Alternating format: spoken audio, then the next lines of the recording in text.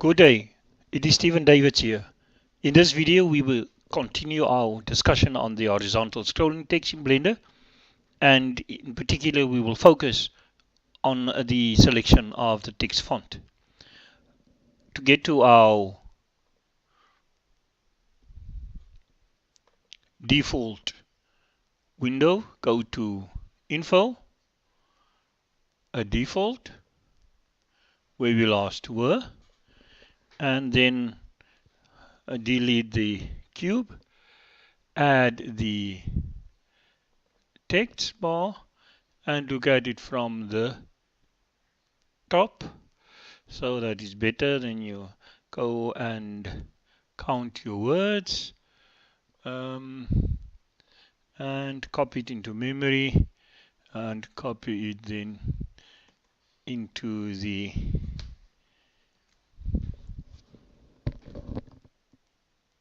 text. Now if you want to select a specific font, and if you do not want the default font of Blender, then you simply go to the Properties side panel and window, and then you go to the function, to the fonts tab. You must remember that when you do this selection of the fonts, you must be in edit mode. At this moment in time, only the text is selected, it is highlighted here. But in order to go into edit mode, you hit tab, and only in edit mode can you then select the font that you want to use. On the font tab here, you go down to the fonts section, and for selecting the font you focus here on this font section.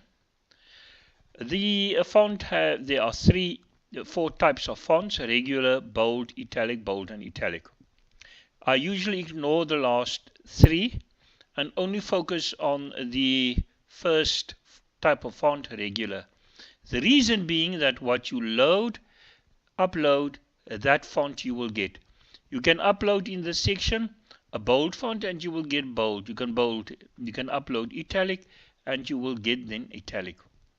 In order to change all the fonts in the of all the characters that you inserted here whilst in the edit mode, you then go to the icon of the folder and hit on it and go to that folder where your fonts are. In my case, I'm using the default fonts of the system, Windows, and I go to Windows and then fonts. You will go maybe to another section, I do not know, wherever you want to go to. Let me quickly discuss then the Windows default fonts. The fonts have you can set what you upload, you will get. In the fonts, you will see that if there's no other description, Arial narrow, just Arial, or Britannic, or whatever, then it means that is a normal font. And you will get sometimes the letter B, meaning bold. Bold meaning B, bold. Let's see, books, obs, bold. And then you get the I for italic. There you get the Arial narrow, bold italic, B-I, bold italic, Arial narrow, I italic. So that is a way you can see what you want. Calibri, Calibri bold, Calibri italic, Calibri light, I think light, and Z and light italic, and Calibri Z. Z usually stands for bold italic. Bold italic, and that's the way how you recognize the type of font that you're going to upload. And therefore I also said not necessary to hit bold, italic, etc. If you go to the Windows word processing section, you will see there in the home section the fonts. click on the fonts, you will also see how the fonts look, and from these fonts you can then determine which one you want to take. Some of these fonts, for example Calibri, Arial and so on, when they are rendered in Blender, they do not have such a huge difference from the Blender default font. The reason may be because Blender has a sort of an Arial default font, and you must experiment, because these fonts, how they render is not necessarily how they look here, but these what you can see here is a good indication, and sometimes they do render as they appear here. For example, let us take the case of the old English text, and go to old English text that you want to render here. The old English, there's the old English, hit it, upload it, and there it is, more or less the same. If you do not like the font that is rendered, then you simply hit the X, the delete, and you delete it, and it returns to the normal default font of Blender. If you want to upload another one, for example, and then we go to our, in this case, Windows fonts, you go to whatever fonts you have, and in this case let me choose Latin wide, and there is the Latin wide. And if you go to the Windows program, you see how it renders there, wide Latin,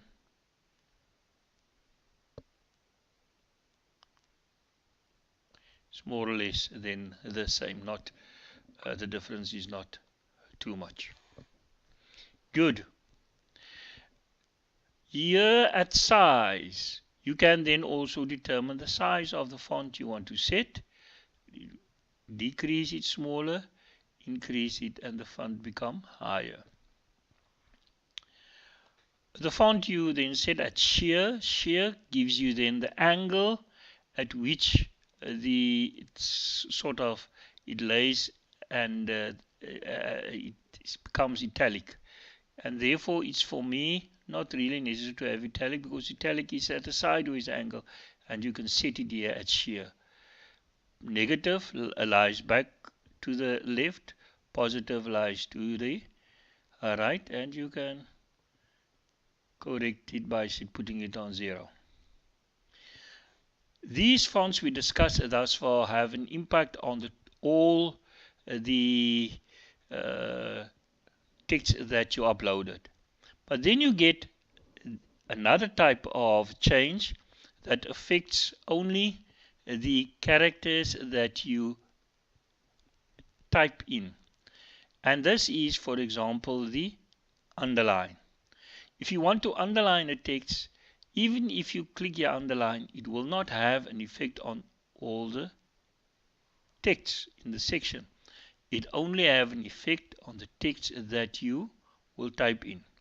So click here underline, and then with the cursor in the text box, and while it is in edit mode, perhaps go to the word or the section where you want to type and add your words. In this case, I clicked home to be at the front of the paragraph, and end to be at the end of the text that we inserted. Home, and there is it in front.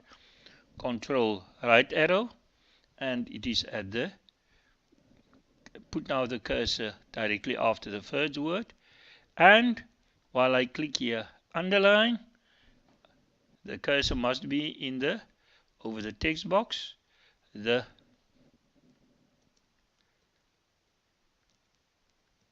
loving registrar. Now you will see the word is underlined. If I deselect underline, the next word will be not underlined, comma, and you see it's not underlined. So if I want to continue underline, I select again underline, put the cursor in the text box, and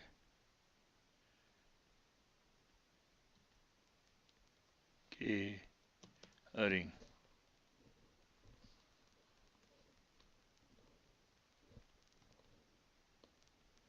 Loving and caring registrar. What you will see now, in terms of the underline, you can change the thickness of the underline, and underline you can also determine the position, move it up or move it down. And in that sense, underline is really a misnomer, because it's not really underlying the words. It's more or less a line that you attach to the word and that you can put on top or down under. Now small caps work the same as underline. If you want small caps to take effect, then you must click and activate the small caps. Put the cursor in the text box where you want to have your small caps, and then you must type loving and caring, comma, much beloved.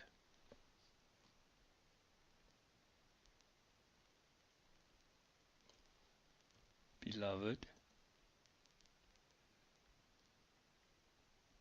much beloved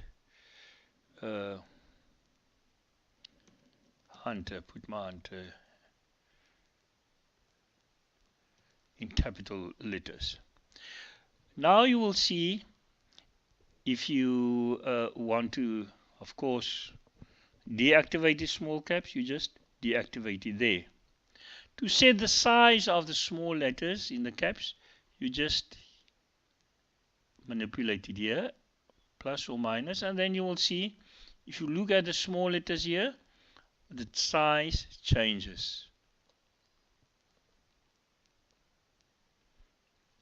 Smaller or higher.